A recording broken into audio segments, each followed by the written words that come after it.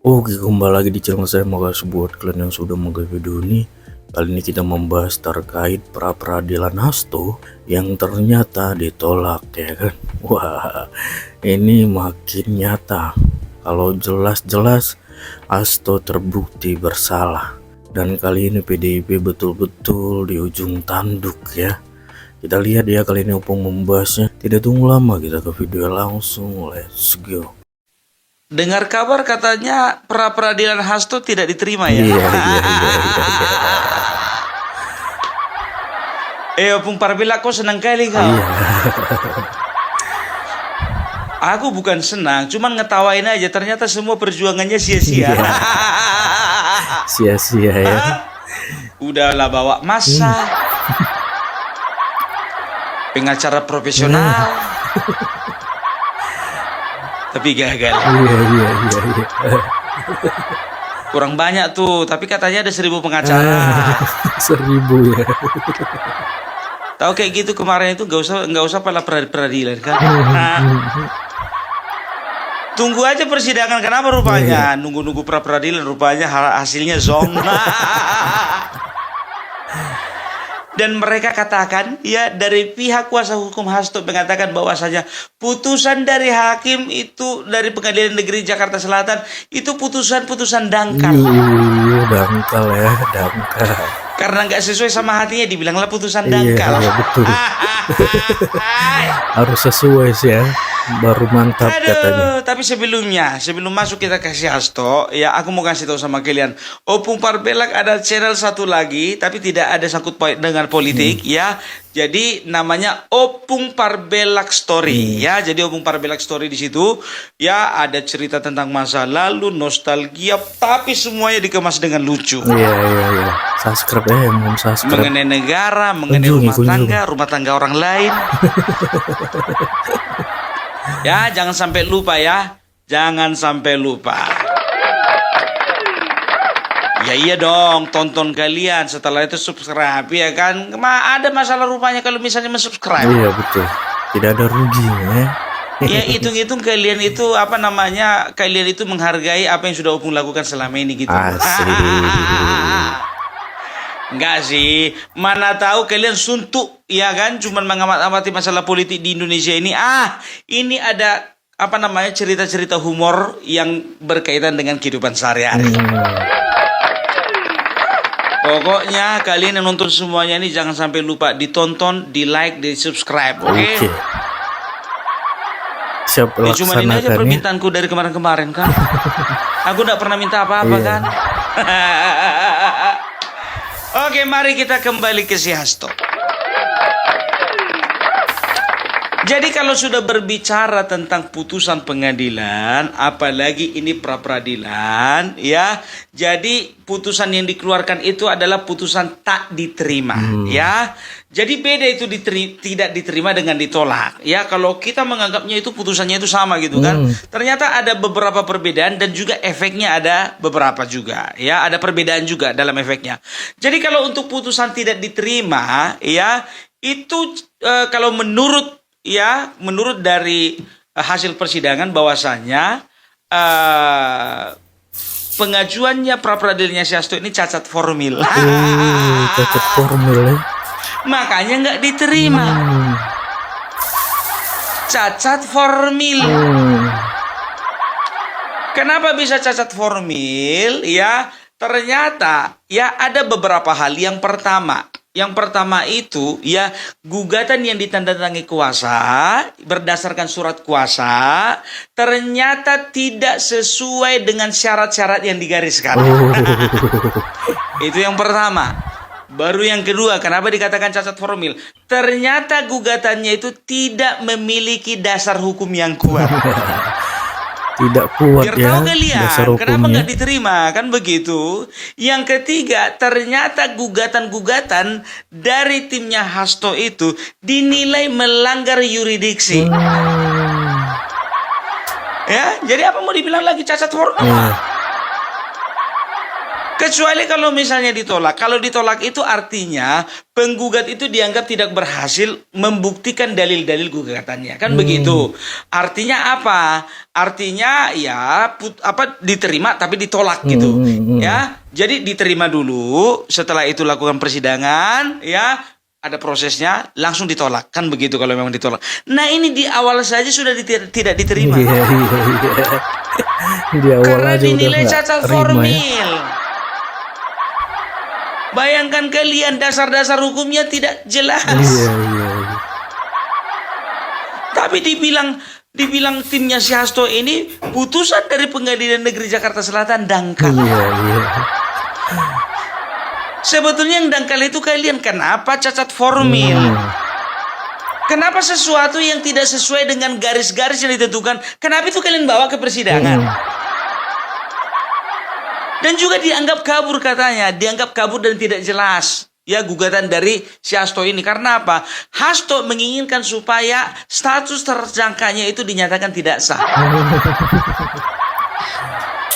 Dinyatakan tidak sah kalau memang mereka memiliki bukti. Ya, mereka memiliki saksi. Mereka bisa membuktikan bahwasannya semuanya itu sudah bisa memiliki kekuatan gitu di persidangan. Nah, ini enggak. Nggak ada ya. Kasihan kan?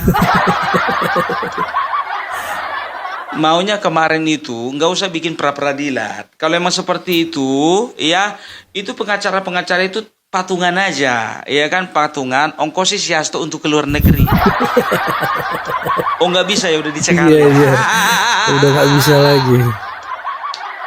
Ngomong 1.000. Alah, dari kemarin-kemarin gitu aja orang ini, ya, mulai dari Pilpres kemarin, ya, bahwasanya tim kuasa hukum Ganjar didampingi oleh 1.000 pengacara.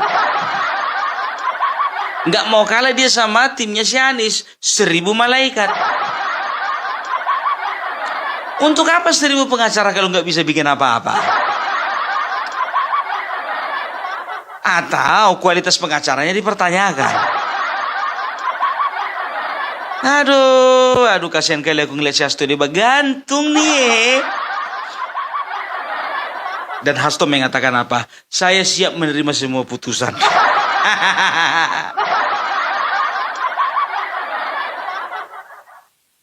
Ya memang harus siap. Kenapa nggak siap? Ya kan, itu dia. Jadi kalau bisa dikatakan, ya kalau ku prediksi ini nggak bakalan selamat lagi nih. Coba bayangkan kalian, mulai dari awal pun juga KPK sudah memberikan bukti-bukti yang kuat, sudah menghadirkan saksi-saksi yang kuat, ya.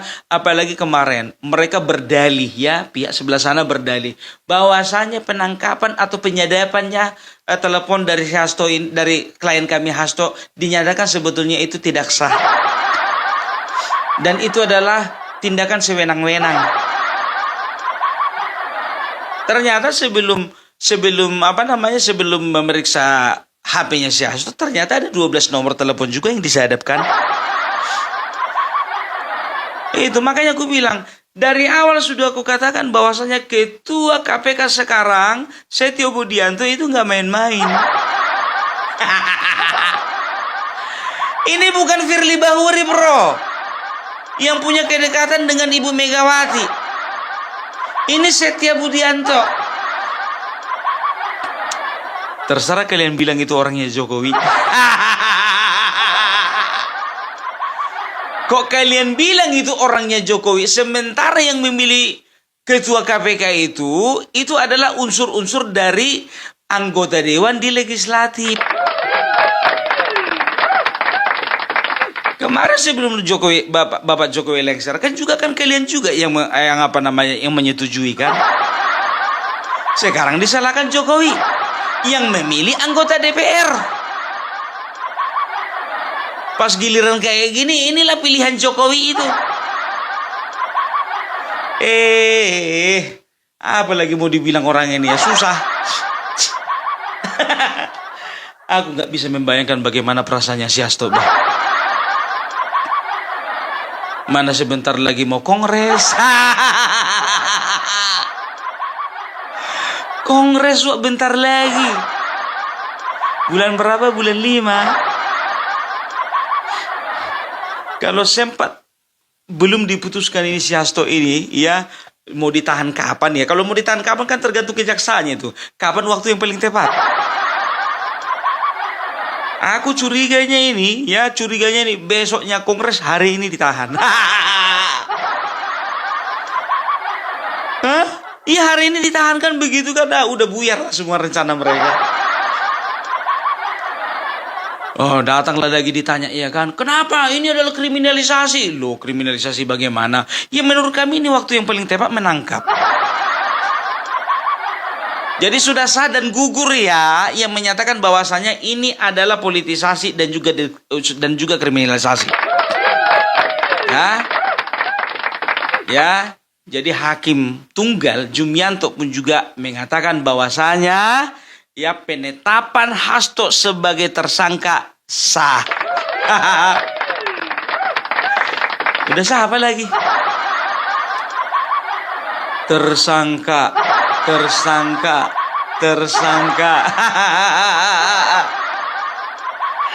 Aduh, itulah Bapak Prabowo. Ini harusnya kalian salahkan Bapak Prabowo.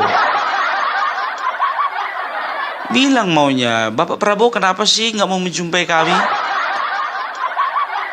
Ya, Bapak Prabowo tidak mau reputasinya rusak cuman gara-gara menjumpai PDIP oleh karena PDIP sedang tersangkut paut masalahnya. Ya, ini Hasto, EKTP belum lagi. Jadi jangan pernah kalian itu menganggap ya apa yang dilakukan Bapak Prabowo itu adalah sesuatu yang cacat, ya. Kenapa aku bilang begitu? Ya, karena Bapak Prabowo tidak mau menjumpai kalian, kalian katakanlah bahwasanya Bapak Prabowo dicawe-cawein Bapak Jokowi. Sedangkan Bapak Jokowi nggak punya jabatan struktural di dalam negara. Tapi kalau masalah urusan pribadi itu urusannya. Ternyata nasi goreng nggak mampu ya untuk membuat kalian bertemu. Dicoba nasi goreng nggak mempan. Dicoba lagi pakai minyak urut nggak juga. Harusnya begini loh, ya harusnya walaupun Bapak Prabowo tidak mau berjumpa dengan kalian, harusnya kalian pengurus-pengurus partai itu, kalian datang menjumpai pengurus-pengurus dari Partai Gerindra.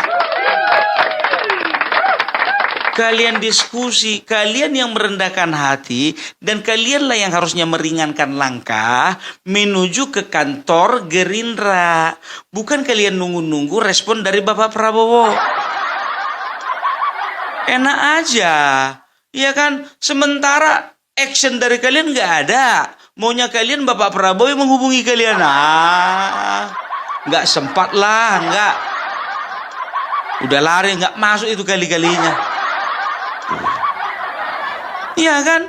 Itu dia, ya. Jadi bisa dikatakan bahwasanya ini juga andil dari Bapak Prabowo. Bapak Prabowo mengatakan apapun kasusnya, siapapun yang melakukan korupsi, semua lembaga-lembaga yang terkait di dalam penegakan hukum harus bekerja ekstra.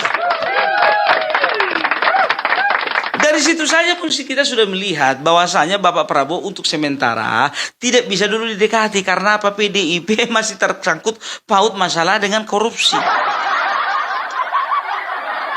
Iya kan? Sudah jelas pengadilan mengatakan bahwasanya penetapan Hasto sebagai tersangka oleh karena beberapa alat bukti dan juga saksi dinyatakan sah. Kan begitu. Kenapa kalian ngotot tidak sah? Jadi repot orang kalian bikin. Iya kan? Ya coba bayangkan kalian ya. Obstruction of justice. Bahwasanya Hasto lah yang menyuruh untuk Harun Masiku menenggelamkan handphonenya, ponselnya. Dari situ saja pun juga dari keterangan berbagai saksi ya, dan juga sudah isi WhatsApp-nya juga sudah disadap. Itu sudah membuktikan ya bahwasanya namanya Hasto itu betul-betul melakukan kejahatan. Ya, setelah itu masalah penyuapan. Sudah terang-terangan ya, Hasto itu memberikan sekitar 600 atau 700 atau 800 juta kepada Wahyu Setiawan dan juga si Agustiani. Itu berdasarkan dengan bukti dan berdasarkan dengan saksi. Apalagi rupanya. Ya, yang kalian permasalahkan itu penetapannya tidak sah. Apa tidak sah? Emang kalian kira KPK bodoh?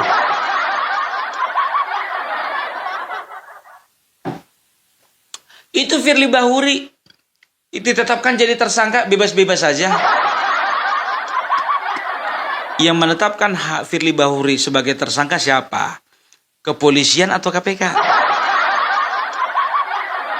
Kalau misalnya kepolisian yang menetapkan dia tersangka, nggak ditahan-tahan juga sampai sekarang, ya sama mereka kalian komplain. Tapi kalau misalnya Firly Bahuri ditetapkan sebagai tersangka oleh KPK, ya itu urusan KPK, kan begitu. Iya kan sekarang perjelas jangan kita itu bodoh. Yang nggak ada sangkut pautnya disangkut pautkan. Yang sudah jelas ya, kemarin itu perintangan itu juga dilakukan oleh Firly Bahuri. Firly Bahuri siapa? Firly Bahuri itu adalah orang dekatnya Megawati. Kenapa bisa dikatakan Megawati dekat sama Firly Bahuri? Waktu kemarin ada acara di gedung DPR ya, kalau tidak salah, itu Megawati merapi-rapikan dasinya Firly Bahuri. Kalau nggak ada kedekatan berani dia. Dan dari situ juga bisa dicium gitu bahwasanya kenapa waktu zamannya Joko Widodo berkuasa waktu itu masih dekat dengan PDIP, dekat juga dengan Firly Bahuri ya. Kenapa kader-kader PDIP ini bisa aman kan begitu? Dan itu menjadi pertanyaan yang tidak perlu dijawab karena kami sudah tahu jawabannya. Ya udah tahu jawabannya dong kalau misalnya disangkut pautkan semuanya. Oleh karena itu, izinkan KPK bekerja keras dan semaksimalnya. Ya, semuanya akan terbuka terang benderang. Sebentar lagi kan Paulus Thanos kan mau nyampaikan. Kalau aku bilang sama kalian PDIP ini pening ini. Ya, kemarin sempat diam, ya kan. Rupanya masalah pagar laut, 1.000 orang ini. Ternyata terkuak lagi pagar lautnya di Bekasi, punya salah satu dari kadernya. Diam lagi. Aku nunggu itu kontennya dari Sioneng. Tunjukin lagi apa? Gue tunjukin. Pagar laut gue tunjukin. Pagar laut gue. Ini pagar makan tanaman loh yang ada. Ini pagar makan laut. Begitu dibongkar yang di Bekasi diam-diam. Gak bisa ngomong. Datang dari situ urus. Jangan disangkut pautkan semuanya. Kalaupun itu adalah punya salah satu keluarga dari kader PDIP, jangan sangkut pautkan semuanya. Ternyata kepala desanya itu mantan anggota DPRD dari Partai Banteng. Ngomong apa gue? Jangan sangkut pautkan. Kenapa kemarin itu selama Bapak Jokowi memerintah, semua kesalahan itu kalian sangkut pautkan sama Bapak Jokowi? Tiba giliran kayak gini nggak terima kalian disangkut pautkan. Nggak gentleman, nggak laki-laki. Nggak pantas. Ya kan? Itu dia ya. Jadi kita akan melihat bagaimana. Kita tunggu aja. Ada 2 hal yang kita tunggu ya. Yang pertama kita tunggu bagaimana nasibnya si Hasto. Ya, kita tunggu ya dia kapan ditahan. Kapan disidang. Kapan divonis. Itu pertama. Baru yang kedua kita tunggu bagaimana nasib PDIP ke depannya. Ya iyalah. Oke. Jadi itu dulu pemperbelak. Salam NKRI, NKRI harga mati.